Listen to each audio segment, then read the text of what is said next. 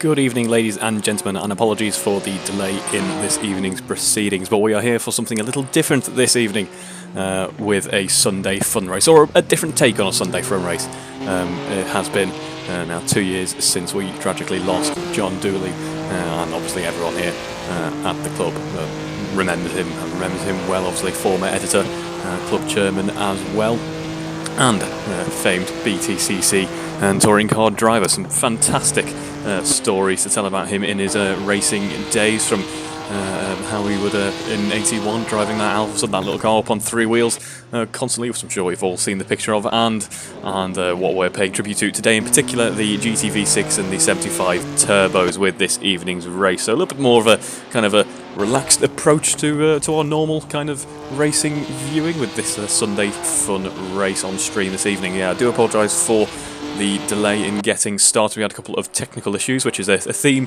Obviously, John has his own experience with technical issues in the club sim racing leagues as well, so I'm sure we'll delve into that at some point. So we have missed the first few minutes of the race and qualifying as well, but I can tell you at the moment, very, very apt, I think, that current magazine editor Guy Swarbrick is leading this race. I should explain the field. We are on a split field between Pro and AMS as per usual, with the AMS being gifted the GT-V6 here, as what we are currently on board with here with Guy Swarbrick, and then we have the Pros running the 75 Turbo, a car that I'm quite familiar with, used as often as my camera car there. I should tell you something interesting about the split field as well before we'll dive right back into the racing action. In fact, we've got a bit of racing action going on here, so we'll jump in with them. We're on board with Will and Gliss at the moment, as we see Jack Hodson and Nathan Birch having a bit of a battle down the back straight here at Snetterton. Of course, I should mention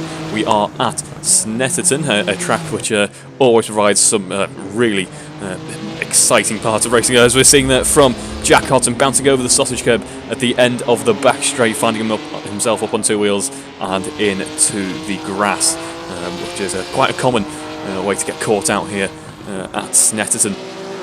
But part of the split field, as I was saying, is split in tyre strategy as well. So the driver's going to have to think on their feet. We have the GT-V6 on the vintage medium tyre, and then we have, I believe, we have a couple of runs on the medium tyre there. That is Mike Hilton. Good to see. Actually, we haven't seen Mike in a little while, so nice to have you back, Mike. And then we have most of the 75s on the soft tyre, which almost certainly won't make it to the end of the race. That pretty much forces a pit stop there, as the back end on that 75 turbo going quite far out there, and James Atkins and Mike Hilton having a bit of coming together actually, and they are able to carry on but have lost a fairly substantial amount of time as a result of that. So 10 minutes into this race, and Guy Swarbrick is looking rather comfortable, it must be said, currently heading down through the second sector, and he has pretty much no challenge. John Cole from about 4 seconds behind here. The 75s, I should point out, are a little slower than the GT-V6. The GT-V is a bit of a monster, but it should balance out the field between the AMS and the Pros there. Guy Swarbrick currently on top in terms of pace at the moment, doing a very nice job indeed. A low 2:03. He was struggling, was Guy, with the 2:03 barrier in the running up to the weekend. He has in fact put a best lap of 2:29, so good to see the improvements coming thick and fast here, but here's the fastest car on track at the moment. As we go back on board with Nathan Birch and Jack Hodson heading down the back straight. We have quite a number of cars actually sitting on that ultra long straight here. Should really exercise these vintage Alphas engines. Of course, that glorious Busso in the GT-V6 singing as it approaches the rev limit, about 134 miles an hour here, before you have the heavy braking zone, a major overtaking opportunity here before the long sweeping right-hander coming through bomb hole there. I believe someone has had a bit of an issue. Where is that? Well, I see Will and Gliss and Mike Hilton battling it out as well. I think Will and Gliss dropped his way back through the field. Will, I believe, was struggling with the car so far before this weekend, so unfortunately for him, those issues not completely gone away yet. But we will see if he can recover from those errors in later on in the race and in the weekend as well. but still some very close action here between Mike Hilton and James Atkins. James Atkins doing a very nice job here, it must be said.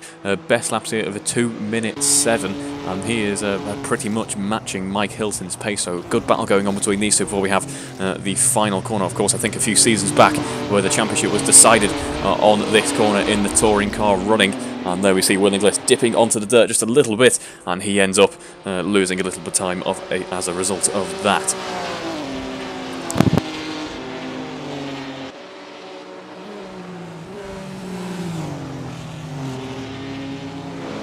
See James Atkins heading through the first corner there. It really does energise the tyres, that first corner. You can suffer with heating issues going through it, and of course you don't want to understeer there because you are. It's a fairly comfortable runoff, but it is a runoff nonetheless, and you find yourself very far off the track indeed. Meanwhile, up at the front end of the field, it is still Guy Swarbrick who leads this race. John Cole pretty much in a race of his own as well, about 7 seconds behind Guy Swarbrick, but about 13 seconds clear of everyone else at the moment. So all the action is happening at the back in this race. It appears to be Will Inglis now getting ahead of James Atkins. I'm not sure if something's happened to James Atkins. Yes, it has. Unfortunately for him, those tyres not looking very happy indeed. There's not much grip to be had in that 75, that is for sure. As we go back towards the front end of the field, I think in about a few minutes time we're going to have a few cars getting quite close together. You see the gap's sitting at about a second or so for quite a number of cars, as Guy Swarbrick is on an absolute flyer at the moment, so we might go on board with him as he heads down the start-finish straight. Loses out through the final sector, but it is by far and away the fastest lap so far. Apologies, Guy, we weren't on board for your glory lap there, but it was a 2-minute 2 flat for Guy Swarbrick in this race so far. That's very impressive indeed. On those vintage tyres. I'm sure those GTV6s are a bit of a handful. I must admit, actually, I have, obviously in our normal broadcasting, I have experience in the RSS Supreme, the Taurus and in the Giulietta TCR, but the GTV6 and the 75 are new cars to me entirely. I don't know too much about the way they handle, apart from my admittedly limited knowledge about the cars themselves. If only we had John with us, I'm sure he would be more than happy to explain just how fun these cars look, or just how fun these cars are, rather, to bash around a British circuit, because they certainly look it. As we see a bit of a formation building up here, being led by Jack Hodson in P3 at the moment. He's doing quite a good job, but very much under pressure from Greg Young in that 75 there. So an interesting pro-am battle building up. Meanwhile, Nathan Birch and Rob Whitney, also a pro-am split pile here. So the separation of car types are working nicely, it must be said. The back end on Nathan Birch's 75 just kicking out there. He was able to capture that, and it did look fantastic, but he has dropped back a little bit, giving Rob Whitney a bit more breathing space before we head now down towards the back straight, where those GTV6s should be fairly handy, although it must be said the 75 is not too far behind at all. In fact, pretty much even in terms of flat out straight line speed. It really is all just down to weight and grip, I am sure, the biggest difference between these cars. It seems to be a few seconds in terms of raw outright pace, but again, having the Pro-Am split is really evening that out nicely, and it's providing some excellent racing here as we head down towards the left hand. You want to be on the brakes heading through that corner, which can upset the back end of the car, something to watch out for in these cars. And under braking there, Greg Young, brilliant move, heads up into 4th position, but nearly loses it going too hard into the right hander perhaps. He finds himself onto the grass, has been able to save it, but shrinks his gap between him and Rob Whitney now before we head down towards the end of the lap. Once again, the cars look so energetic. They look like a bit of a handful, it must be said, but they do look brilliant as they head around here. As we see, I believe that is Rob Whitney span around. Yes, it is. What a disaster for him in this race after quite a nice charge, after looking like he may be able to starting to threaten the outer reaches of the podium. Potentially he drops back a couple of positions and settles for P6 at the moment. It's just 10 minutes to go in this race now, and it's still all to play for a number of drivers, it must be said.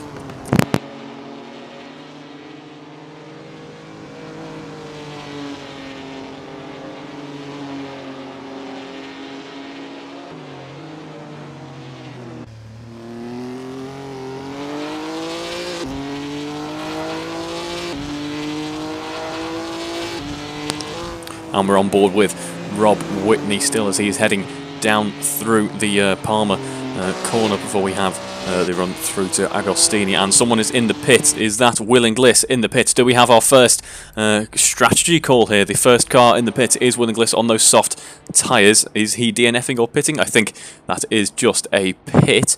We'll find out in just a moment's time, though. There we are. He's off the brakes and ready to go. That is a pretty...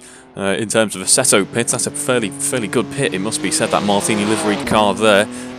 It'll be interesting to see his pace now, how much it improves. Obviously, we've got a lighter fuel load and a fresh set of soft boots on his car. We'll see what he can do in this race now. He is fairly far back, but now I think they will start to crumble in terms of giving up on tyre life now. So Will Inglis is the car to watch before we see everyone dive into the pits. The car coming up next is Guy Swarbrick. He doesn't need to pit. He can stay out on those vintage medium tyres. John Cole may have to, though. John Cole, our leading pro driver, of course. We are just one unified field in this evening's race. Is the next car in on the soft compound tyres. Will he come in on this lap? No, he chooses to stay out. So Will Inglis going quite early by the looks of things. We'll have to wait to see a few more cars heading through. But in terms of his first sector pace, we'll get that update in just a moment. He's currently heading through Agostini and down to Hamilton in just a second. And it's a fairly long first sector here, of course. Snetterton, infamous for the fact that Sector 3 goes in the blink of an eye. Before we see Rob Whitney currently on a bit of a charge. He is going faster than he has in this race so far. Has just set his personal best lap of a 2-minute 2.5. So the driver's really starting to feel a little bit more confident in this car now before we head down to the Bentley Straight with Will Inglis. And it was a 1-minute 18.7 through that first section, of course, just exiting the pits there. But now it really starts to, now the difference will really show itself towards the end of the lap on those soft compound tyres. Does anyone else fall into the pits yet? No, everyone else opting to stay out. Meanwhile, there's a bit of a battle forming up here. Once again being led by Greg Young, Nathan Birch in the middle of it, and Rob Whitney has been able to catch back up, which is good. He shows that if he can keep the consistency up, he will certainly be on fighting form in this race. Speaking of fighting form, Guy Swarbrick has just gone purple through the first sector at 1-minute 9.9, absolutely flying along. In between race 1 and race 2, Guy, you're going to find yourself in a 75 for the next one, because that car is looking absolutely hooked in, it must be said, heading now down towards Bomb Hole. And we wait for that impressive Sector 2 time. Meanwhile, Rob Whitney has found his way up past Nathan Birch, because Nathan Birch has had a bit of an unexpected issue. He's dropped back now behind Alan Matthews. That is a disaster for him in this race. Might this trigger a pit stop for Nathan Birch? Is he going to, because he's been kind of taken out of his rhythm a little bit, he may choose now to dive into the pits after, of course, he's got the long run down to Bentley Straight first.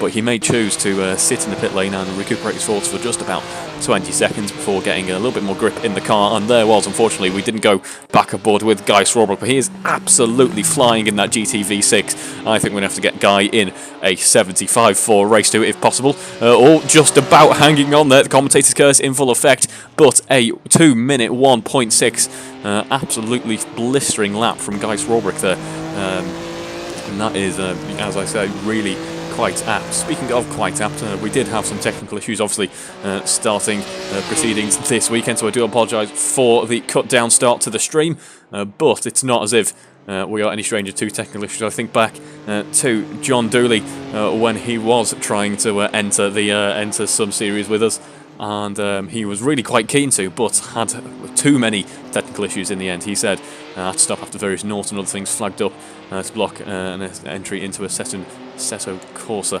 and he was no longer able to take part, owing to the fact that he didn't want to completely get rid of his antivirus. He was having too many antivirus issues, I think it was, and he was no longer able to join us anymore, which was a shame, but it was good that he tried. And as I say, no stranger to technical issues here. And of course John Dooley experiencing them as well. Jack Hodson, meanwhile, currently in P3. He's in a very nice position in this race, about 8 seconds, or no, my math is completely wrong, about 12 seconds behind John Cole there. The back end just getting away from him, heading into, where was that? That was heading down towards the end of the first sector. That was heading into Oggies rather. That is my, it's one of those corners that I just never seem to learn the name of. If I can get my words up properly. Williams, obviously everyone knows Williams, but the back end on his car looking a little bit unsettled, but he was able to catch it in the end. Meanwhile, Greg Young starting to become under pressure from Rob Whitney. Rob Whitney in that slightly faster GTV6. He loses that advantage down the straights though. but heading through the corners now, he'll be right on him, be right on the rear. I was about to say rear gearbox there, but that is of course true of the 75 and the GT V6. But there's no need to specify that we're not a Ferrari. It was the Ferrari F12, I think, that had the multiple gearboxes. That wasn't the F12. Was it the F12? I can't remember. My Ferrari knowledge not quite strong enough, obviously. But Greg Young doesn't care about that at the moment. He cares about the fact that there is a Rob Whitney occupying his rear view mirror as we head back onto the centre straight now. And Greg Young is going to have the benefit, or Rob Whitney rather, is going to have the benefit of the slipstream. Of course, not too strong in these touring cars, but every little helps. It's more the corners that he has to watch out for as we head into Riches now. And he hugs the inside line there, as does Rob Whitney. That GTV6 just looks so composed. It looks like at any moment that he chooses, he could pounce past. He hasn't been able to yet because Greg Young is putting on quite the defensive drive, it must be said. He has to balance it well, though. He doesn't want to overcook it and make a bit of an error because it's only about 10 seconds down is a P8, so he has to watch out here. But there is Rob Whitney looking at a way round the outside there. It was going to stick on this occasion, but we're heading now down towards Agostini. And it might be coming up here. They are now side by side. Rob Whitney's going to have the inside line if he's late on the brakes, but Greg Young can counteract that if he's even more brave. They're still pretty much side by side. Rob Whitney in the end does get the upper hand, edges out in front, and is about a car length ahead. But this battle is certainly not over yet as we head now through Hamilton and into Oggies before the Williams corner coming up. Williams is a very important corner. You have to absolutely nail it because you want as much speed as possible heading down that long back straight. And it looks to be that Greg Young dropping back now from Rob Whitney. The fight was only going to last for so long. We haven't seen many cars entering the pits actually, so I wonder if drivers opting to. I did see some discussion actually in the pre-race communications. I did see some discussion about drivers trying to extend the stint to make the soft tyre work anyway. It seemed to be the consensus was that was going to be a difficult feat, and maybe we're seeing now the likes of Greg Young starting to suffer from that. A lock-up as he heads into the right-hander of Nelson. And there is potential signs of these soft tyres starting to drop off now. There is Alan Matthews in the background there, another soft tyre runner, Nathan Birch rather, another soft tyre runner, going a little bit wide in his efforts to try and keep up with Greg Young here. Greg Young only about 2 seconds up, oh, Alan Matthews rather, apologies. Nathan Birch only about 2 seconds down on Alan Matthews here. Guys, we did note there may be some livery-based issues here. It does help massively having the multiple liveries and then having the multiple different cars. That does help things certainly, but obviously we do have a couple of matching cars and they do look fantastic, it must be said, so I don't see there is much need for any more liveries. I do look back to the Tasman series or the endurance event in the red Juliettans, where everyone was in a red Julietta, although I believe that was an issue on my end. But that made for some interesting commentary calls there, where the red Julietta was overtaking the other red Julietta before he had to settle in behind the red Julietta. However, though, it is still Gijs Robrick who leads this race with only a minute now on the timer, heading down the Bentley Straight, and he has had absolutely no competition at all, it must be said, in this race. He has controlled it and done very well. He was putting himself down too much, I think, before the race begun. He was really worrying that he might not be able to keep the car on the tarmac, even by the looks of things, and he certainly was suggesting he wasn't going to get any higher than the 2 minute or any lower than the 2-minute 3 mark. There has been an instant earlier, or rather further down the order. It was between Alan Matthews and Greg Young, the two red 75s here, having a bit of coming together with so little left in this race. The racing action obviously still too close to comfort even this late into the race, but thankfully we have a bit more coming up later on. Who was that there? That was Greg Young. Those tyres must really starting to struggle now. I think the grip levels have dropped significantly, and he is going to have to baby it back onto the circuit. Maybe under, no, I think he's too far ahead of James Atkins now. I was going to say, if he is struggling, maybe under threat from James Atkins, but we do have only a lap left in this race.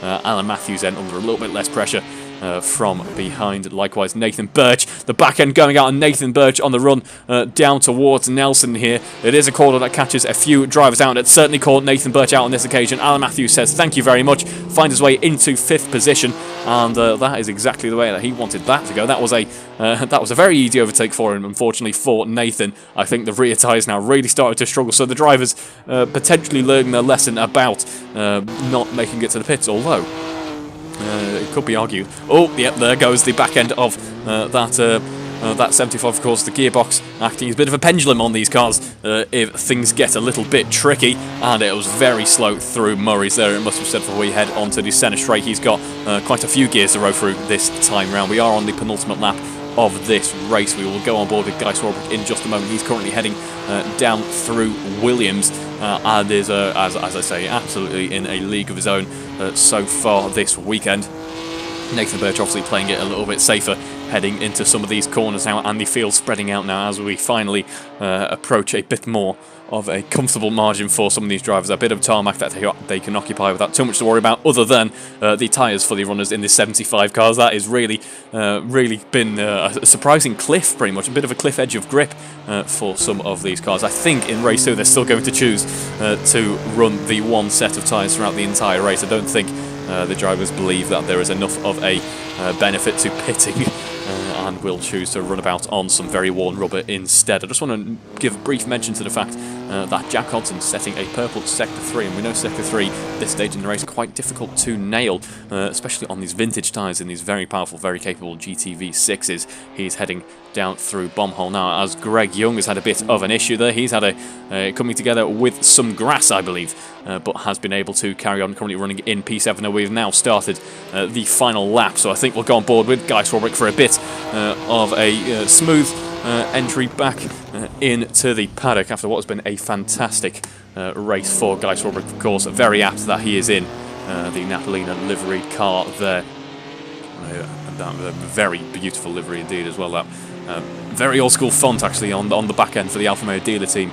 I need to learn more about the earlier club history, it must be said, but the GTV6 is a fine looking vehicle as we head now down towards Agostini, and it's a 20-second lead for John Cole. He is by far and away the fastest GTV6 on track in the 2-minute 3s. Actually, at the moment, Jack Hodson is starting to rival him, so that might heat things up a little bit in race 2. But he is, as I say, has absolutely dominated this race. John Cole, the fastest 75 on track by quite some margin.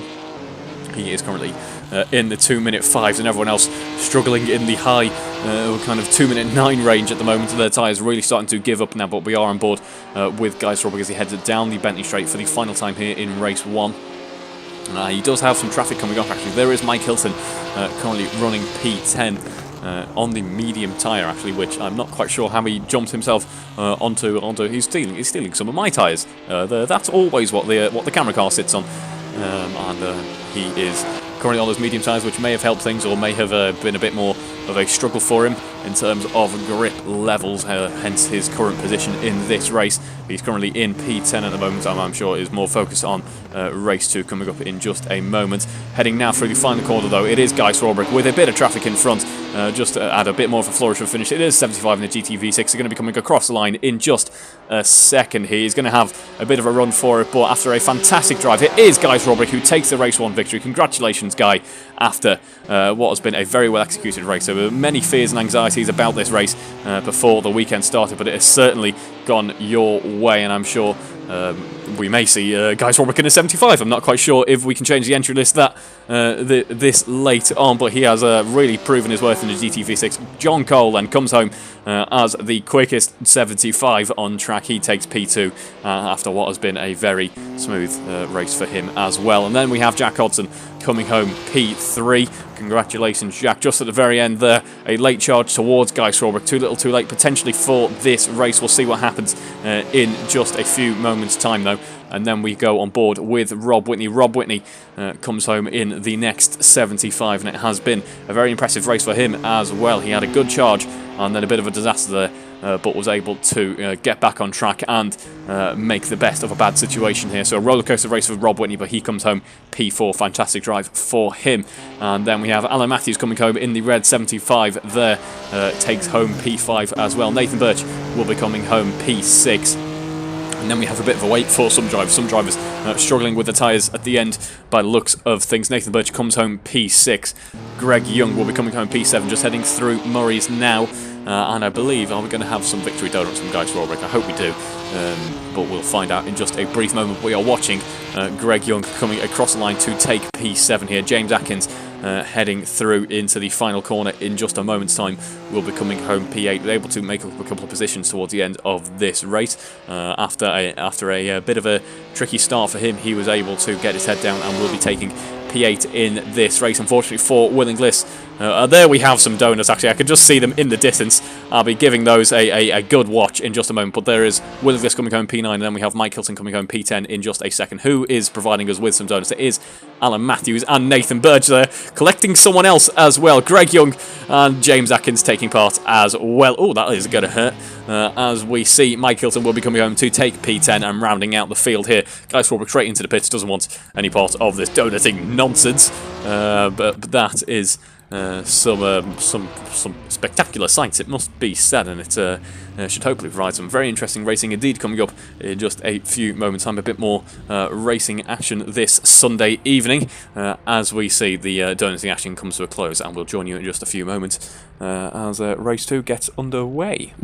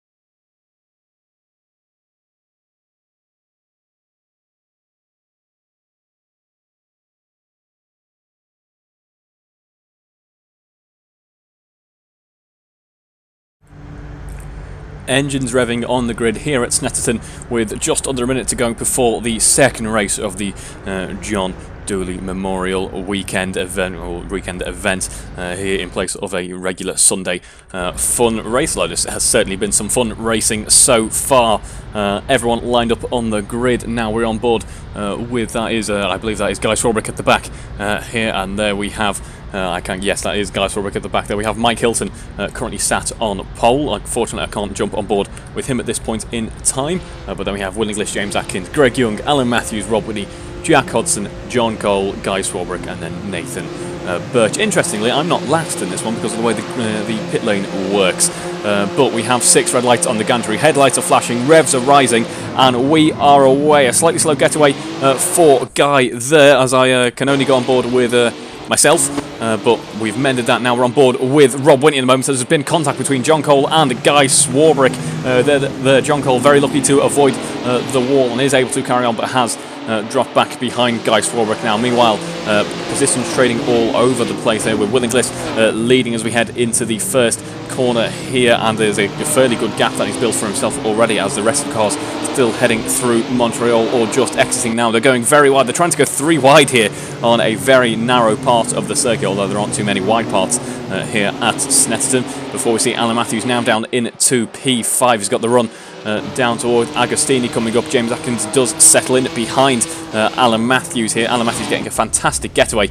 James Atkins goes wide. It's been another disastrous start to a race for him. There's contact between quite a few cars here. I'll try and work out what has gone on, but there are crash notifications left, right and centre on my timing screen. And that is a disaster for race 1 winner Guy Swarbrick. He's on the infield at the moment, has dropped his way back through the field and currently sat in P9. Meanwhile, Greg Young found himself in P2. A great start for Will English. Let's hopefully his race carries on like this. Jack Hodson meanwhile in P3, leading a bit of a train of Nathan Birch. Rob Whitney in a good position like he was in race 1, and then James Atkins as well. Meanwhile, Alan Matthews battling out with John Cole. John Cole takes the inside line there, takes as much speed as possible through the corner, and it's played out well for him. We're heading down the Bentley straight now, and they are side by side, 2 even cars here. Alan Matthews just about edging out in front. Who's going to be braver on the brakes heading through Brundle here? He's got the inside line, has Alan Matthews, and before we head into Nelson, he should have this move sealed, and yes, he does. That is a fantastic execution of that corner complex there for Alan Matthews.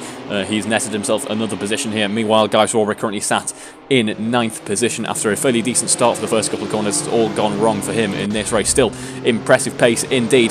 He should do well regardless. Greg Young, meanwhile, going a little bit wide on the entry into Murray's, going off the tarmac even. He's currently still sat in P2. P1 and P2 really running away with it at the start of this race. Meanwhile, Jack Hodson leading a fairly substantial train now, involving every single car on the field. About 0.7 of a second ahead is Jack Hodson, and Rob Whitney, meanwhile, is settling into P4, and then we have Nathan Birch in P5 as well. James Atkins goes a little bit wide, taking a wider line through Riches. That has cost him. He's gone onto the grass a little bit and has lost 3 positions in one corner. A disastrous start to the lap for him. Hopefully he'll be able to fight back later on. Meanwhile, Jack Hodson trading positions with Rob Whitney. Rob Whitney now into the podium scoring positions. A fantastic start to the race for him. He had some good he had some good pace in race 1, let down by some issues halfway through, but I did wonder if he'd be in a better position for race 2, and that seems to be the case for the moment. Although he is very much under pressure from Jack Hodson, he'd be wishing he wasn't in this position, because there's 2 identical cars battling out with each other now. In terms of a field kind of spread, it is the GTV, it's the 75s this time round that are leading, that seem to be occupying the higher point scoring positions, or the higher positions. And it is the 75s, it is the GTV6s rather, struggling at the start here. But we have 2 GTV6s in the form of Rob Whitney and Jack Hodson. We do also only have Guy Swarbrick, the other GTV6, in fact.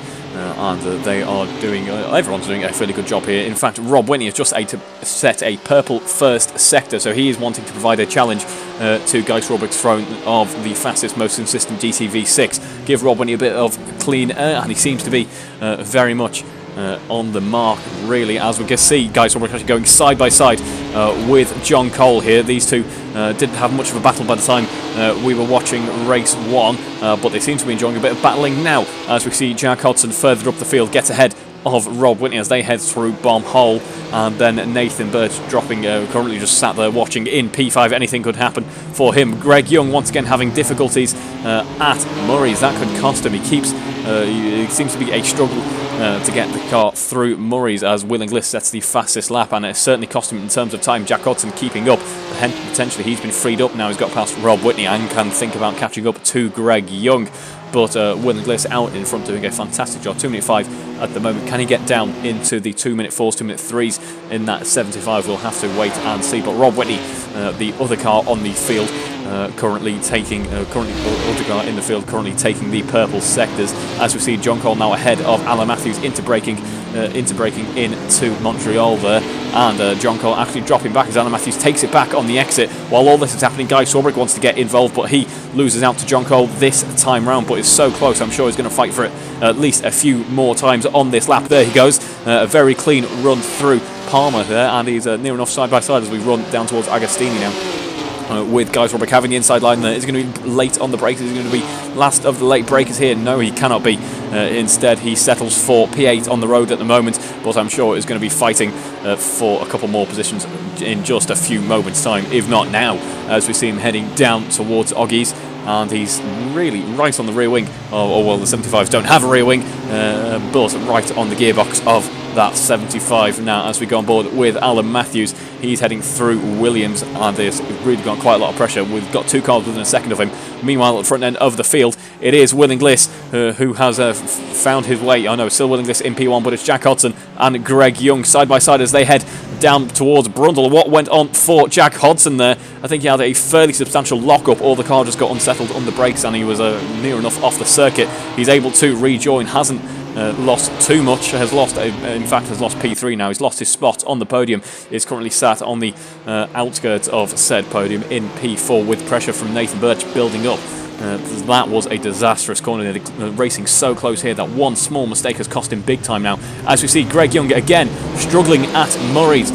This is really going to be the undoing of him in this race. We're only 7 minutes in, and on 3 occasions now he's had difficulties at Murray's, and it's cost him big time, because there is Jack Hodson, his nearest rival, just a few corners ago, currently now in P3 once again with a spot on the podium. Meanwhile, Rob Whitney sets the fastest lap of this race so far. The back end on Greg Young's car getting a little bit unsettled, in fact getting quite unsettled. He's had contact with the barriers, and he's going to be spinning his way round and down into P10. A disastrous way to start the lap for him.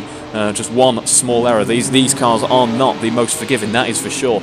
And of course, with the tyre situation being the way that it is, the more he spins around, the more he loses grip, the more he spins around again, and the more pace he loses. So he may think about an early pit stop here, because 8 minutes into this race, he dives into the pits. He's already in P10. He may be better off. He may have fewer issues later on if he just settles in to a more comfortable and more sensible rhythm, and can maybe think about taking back some positions. What has gone on there? There has been a fairly substantial impact involving Nathan Birch. He has lost a few positions in all of that, and is now very much under pressure potentially from the likes of from above the James Atkins, actually, as Nathan Birch has found his way down into P8. I think there was contact between the two there, although we didn't get a collision notification to suggest that. There's contact once again between Mike Hilton and Nathan Birch there. That is a disaster for them. He's lost all his momentum in this race. That will gift Greg Young the position back, I believe. No, Greg Young sitting this one out by the looks of things. What a disastrous start to race 2 for him. As we see, his battles in the midfield in race 1 unfortunately don't appear to be or won't be repeated by the looks of things. As we see Nathan Birch enjoying a battle low, that is against Mike Hilton as we head down the Bentley straight. He isn't opting to sit behind in a slight tow there. He feels like there's not enough of a benefit to do that. Instead, he's going to set himself up nicely for Brundle. A very tricky corner, of course. The back end of the car gets so light, and he has absolutely nailed the corner. And before we headed into Nelson, he's been able to take that position and is now in P8. Nathan Birch finds his way back up to P8. Meanwhile, out in the front, Will Inglis. It seems to be in both races, the aim of the game is to get a good, clean getaway at the very start. Then there's no pressure on you, and you can settle into a nicer rhythm. As we see Will Inglis currently leading this race, about 8 seconds clear from Rob Whitney. Interesting that we had an AM runner leading race 1, and there we have a pro runner leading race 2 now. Rob Whitney about 8 seconds down, about 4 tenths ahead of 1.4 seconds rather ahead of Jack Hodson.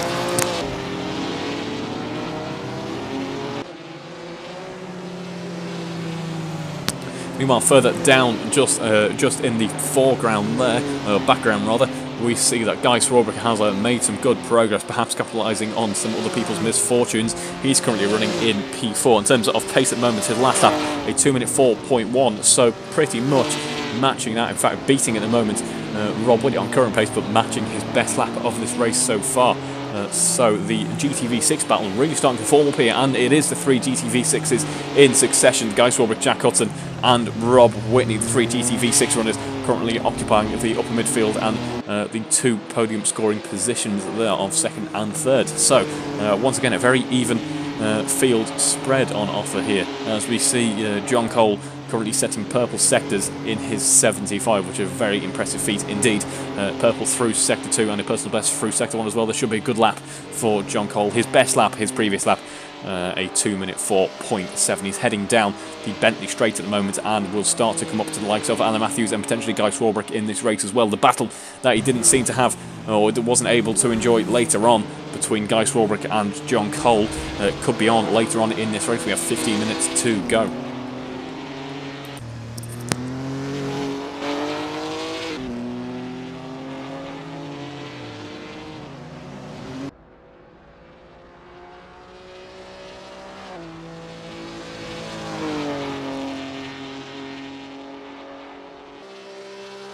As we see, actually, that Jack Hudson towards the end of race 1 ended up being a bit of a dark horse out of nowhere. The pace seemed to really come to him. He seemed to really settle into a groove, and things started to go well for him at the end of race 1. And we're perhaps starting to see the same thing happen in race 2. He's settled down a little bit and is starting to set decent lap times here. His previous lap, a 2-minute 3, which I believe is the fastest of anyone in the field. So he is trying his best to, well, he's either trying his best to catch up to Rob Whitney, or he's more focused on trying to keep Guy Swarbrick behind, because he knows if we can keep him behind, build, potentially get ahead of Rob Whitney, and that gives him a good buffer zone. That gives Guy Swarbrick something else to worry about instead of worrying about Jack Hodson, and Jack can settle into trying his best to keep up to the likes of Will Inglis, because Will Inglis is ahead, but by no means absolutely running away with it. There's a 6-second leader he has at the moment, and we know the nature of this Snetterton circuit and the nature of these classic touring cars. They can certainly catch you out here and there. So 6 seconds is by no means a complete enough comfort zone that he is sitting in at the moment. Meanwhile, someone else who isn't sitting in the comfort zone is Alan Matthews and John Cole. John Cole is sitting in Alan Matthews' comfort zone. Actually, he likes Alan Matthews' personal space as much as Alan Matthews likes Alan Matthews' personal space on this circuit, because they're about 4/10 apart as we head through Williams now. The back end on John Cole's car sliding out there, the car leaning into the corner, biting the tarmac hard before we have the run down towards the final sector, or the second and final sector. It really should be. It could be one sector on its own, of course, but we do have to have the 3, and then we have 4/10 of a second separating these two. The gap staying pretty much consistent down the back straight.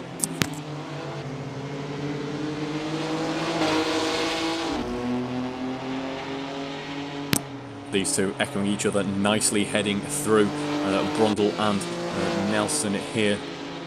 No major worries or issues to report on. Really just some nice... It is quite refreshing to them sometimes to see the two cars heading through at a decent pace without too much in the form of bother in terms of tyres wanting to give up, cars wanting to spin around.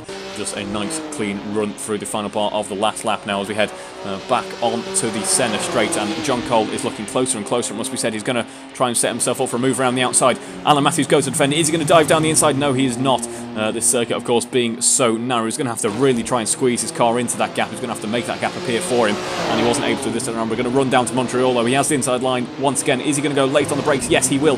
He'll get the position, but will he compromise the exit? No, he's absolutely nailed the exit by the looks of things, although Alan Matthews has nailed it just that little bit more, but he will stay behind for now. I believe Will Inglis had a bit of an issue here and has lost the lead of this race and all of that battling. In fact, the cars we were just watching, John Cole, Alan Matthews, now are only a couple of seconds behind. What a disaster for Will Inglis. It is now the 3 GTV6s that lead this race. It is Rob Whitney who inherits the lead of this race, 2.5 seconds clear of Jack Hodson. He has responded well to the charge of Jack Hodson behind. Jack Hodson will be wanting to get even closer to Rob Whitney because he knows it means so much more now. Guy Swarbrick, after a disastrous start to this race, has a spot on the podium, which is, I'm sure, some respite for him. As Winglis's car, the back end starting to step out. 11 minutes left on the timer. Are we starting to see the first signs of tyres giving up? those soft compound tyres struggling towards the end of the races. It was Will Inglis who pitted in race 1, so maybe something to do with his setup or driving style isn't quite beneficial to the long life of these tyres. And we're now seeing that Will Inglis currently sat in P4 under pressure potentially from the likes of John Cole and Alan Matthews, which just isn't the way that you'd want things to go for him. And in fact, heading into Brundle, he's gone, or heading into Nelson rather, he's gone too late on the brakes by the looks of things, and has found himself off the circuit, down in P6 now. He's at the bottom half of the field after leading for so long in this race. What a disaster for him. Meanwhile, Rob Whitney, looking very cool, calm and collected, it must be said, has had no major issues in this race that I can remember from the past few laps, and is really starting to cement things with a fastest lap to boot as well, really showing that he means business in this race. A 2-minute 3.2, I'm sure he'll be delighted to take this win if he can, but he's going to have to fight for it because he has the likes of Jack Hodson, Guy Swarbrick, and don't count out John Cole either. John Cole currently in the high 2-minute 4s. I don't think we're going to see many cars wanting to pit at this stage in the race. We're going to try and make the tyres last until the end, but they're going to have to really try and work hard to keep the cars on the circuit if race 1 is anything to go by.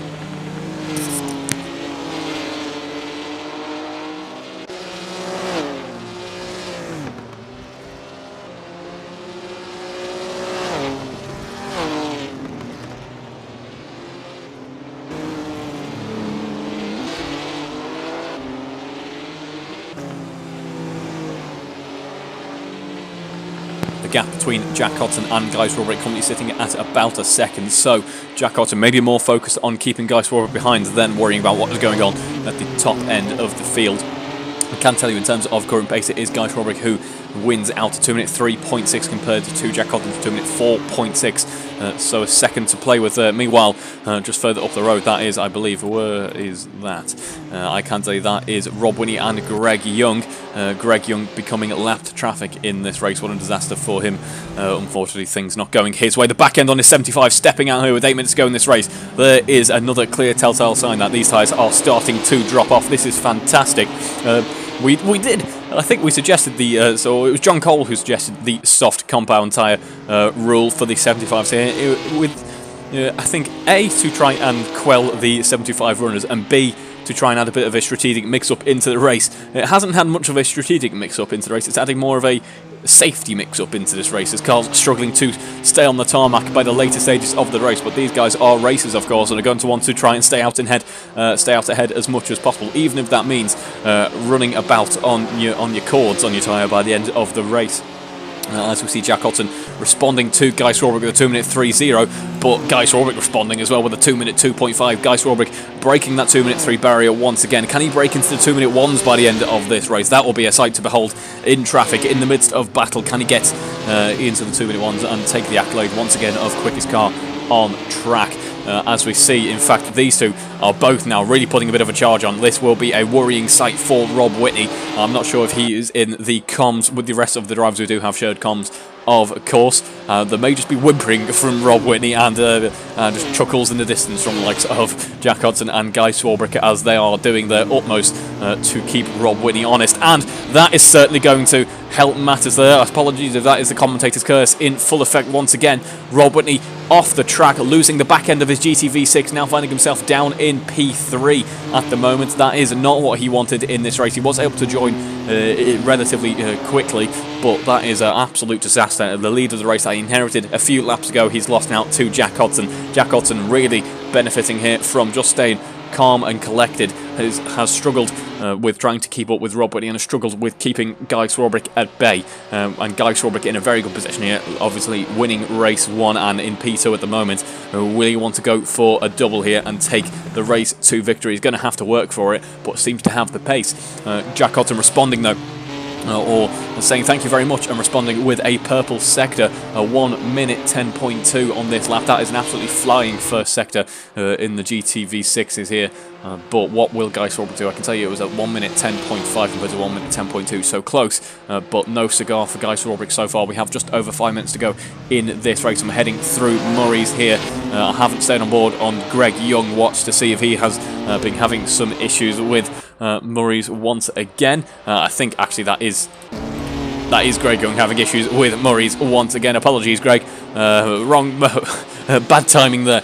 as we see Jack Hodson pretty much matched by Guy Swarbrick in terms of pace at the moment. Rob Whitney, it is so unfortunate, it is tragic to see that Rob Whitney setting purple sectors at the moment. If there wasn't for that one small error, the back end stepping out in his car just fractionally too early on the throttle, he would have very well been in the mix for a win in race 2 this evening. He's setting purple sectors on that previous lap, but of course losing out through the first. What a disaster, what a shame to see his race end the way that it has. He's still got a spot on the podium at the moment. I'm sure he'll be very happy with that, and it seems to be have been a slightly less chaotic race 2 for him in comparison to race 1, which is always a boon for some drivers, but he is currently sat with a potential place on the podium here. We do see that John Cole is only 5 seconds behind. Don't count John Cole out yet. By far and away the quickest 75 runner, the lead 75 at the moment. If something goes wrong further ahead, he could find himself at the spot on the podium.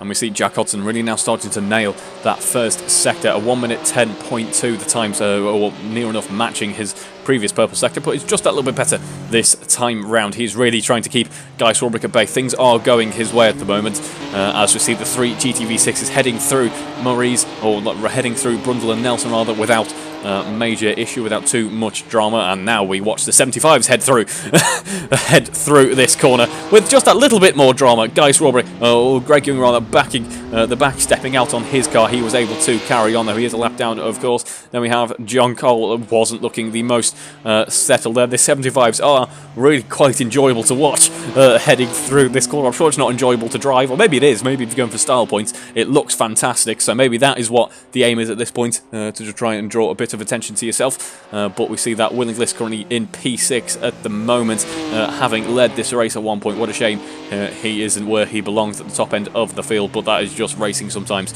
As we see now heading through Murray's here and down onto the centre straight once again. It is Jack Hodson who we're going to go on board, though. He's got pretty much 5 minutes time left to try and defend this lead in this race. Guy Swarbrick is within a second. If we were in the RSS Supremes, we'd be talking about, well, we wouldn't actually, we'd be talking about the push-to-pass system in effect. If we were watching some more Formula racing, we'd be talking about the DRS being enabled at this point. But no, in these classic John Dooley era touring cars, instead we've just got to let the real raw racing talent make the difference here. Those engines screaming down through the British countryside here, as there's about 0.8 of a second between Guy Swarbrick and Jack Hodson. Both of them overcooking it a little bit, heading down towards, heading through Hamilton rather, but it is Guy Swarbrick who was worse off at the end. The back end stepping out up onto 2 wheels, in fact, and maybe a homage to the Alpha Sud image there, but he was able to catch it in the end, but has lost a further substantial amount of time as a result, so we'll have to watch out for that. Hopefully it doesn't happen for him again.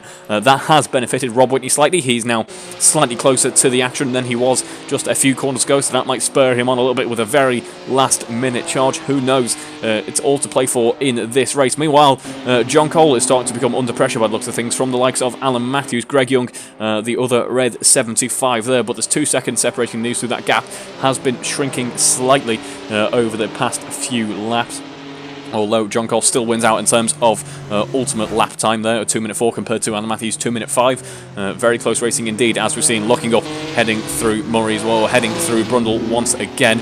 You can understand why I'm getting the commentators' corners names, or the corners named after commentators, all mixed up there, as Rob Whitney, a bit of a squirrel from the back end there, sees him dropping further back there. Guy Swarbrick actually now, for a brief moment, was within a second, has been really pushing on the previous lap, a 2-minute 3.6 quicker than our race leaders, 2-minute 3.8, and I feel like it could be potentially too little. It's either going to be disaster or too little too late for Guy Swarbrick. He is really putting a charge on now. This is a fantastic, I can't think of another weekend that we have watched Guy Swarbrick so intently. We've watched him scythe his way through the field and really control a race. I think we'll think back to the last ever Tartus series, where we watched him at Monaco with a spot on the podium. But it is Guy Swarbrick now within 0.7 of a second of Jack Hodson, running down towards Hamilton's now.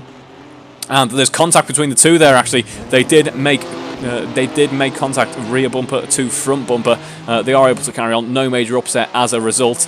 and the timing system just updating with that. It was a 13-mile-an-hour collision, so it was just an incident that occurred under braking there. Both cars a little bit cleaner through that corner this time around before we have the run through Williams in just a moment. Jack Hodson actually kicking onto the grass a little bit. Could this be the deciding factor in this battle? Heading through Williams now, and it should be the case that Guy Swarbrick has just that little bit more momentum heading onto the Bentley straight. He does. He's now in that slight slipstream of Jack Hodson up in front, but is he close enough to make the difference? It looks like Jack Hodson's car just about has the legs on him heading down that back straight, and it is going to be Guy Swarbrick who has to go around the outside here if he wants to make the difference. There is a small puff of smoke from his car there. He rides over the sausage curb at Brundle. That upsets him slightly, but he is able to carry on, still within half a second here. This is fantastic racing on display from both Jack Hodson, not cracking under the pressure at all at this stage in the race, and Guy Swarbrick doing his utmost to keep him in check now as we head down towards the final corner. He's going slightly wider through the penultimate corner here, and is in fact going to have the inside through Morris. No, he's not.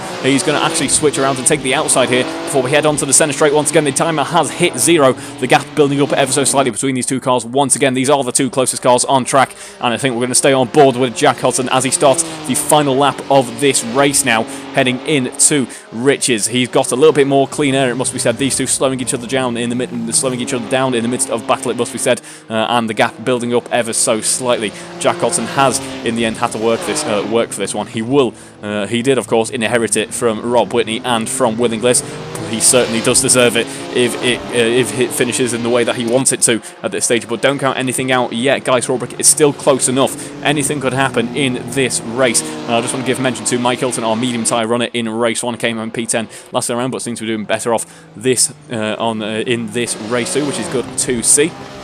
But Jack Hodson heading through Hamilton's now only has a few car lengths separating him and Guy Swarbrick, so it's certainly not over yet as we get ready towards the end, towards the end of Sector 1.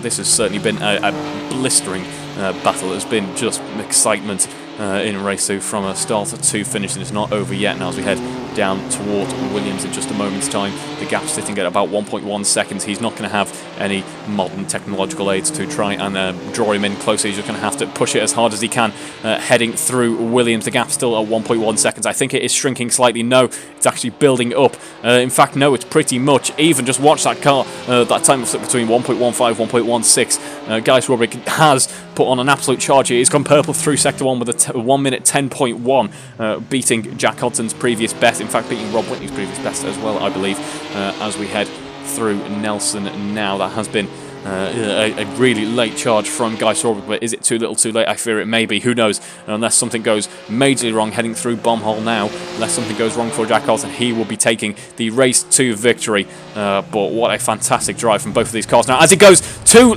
deep into the corner rather, and on the very last corner he's trying to get back on the track as quickly as possible. He's going to be losing speed as a result of that. There's going to be a photo finish, I think. No, it's going to be Jack Hodson who just about stays ahead, dips onto the grass once again, but it looked so close at one point there. Jack Hodson takes P1, Guy Swarbrick P2, Rob Whitney rounds out the podium P3. The 3 GTV6s coming home to round out this evening's racing. What a fantastic late charge from Guy Swarbrick there.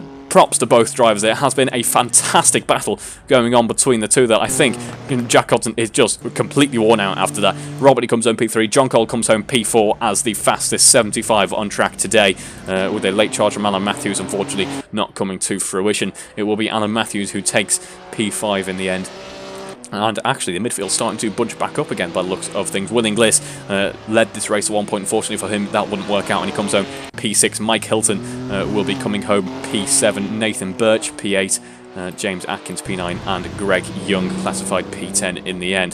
That was certainly a very exciting race there, as Rob Whitney enjoying some donuts here in the fun that has been the John Dooley Memorial race weekend. I think what a fantastic memorial. What a he was a fantastic club member, did so much for the club as chairman and magazine editor as well, and obviously an avid racer. Did in his later years, was very keen, very enthusiastic about the Alpha Racing Leagues or the AROC Racing Leagues drive that we've had here. Was really a key proponent of it, and unfortunately we have lost him 2 years ago now. So I think this has been a fantastic way to remember him. I hope the drivers have enjoyed taking part in that memorial Memorial as much as they've enjoyed racing this evening, because it has been a fantastic evening's racing as we enjoy some more donuts from a couple of drivers. It's nice to see Williglis partaking in the donut despite how the race has gone for him. What a finish for James Atkins there. He really quite a flourish there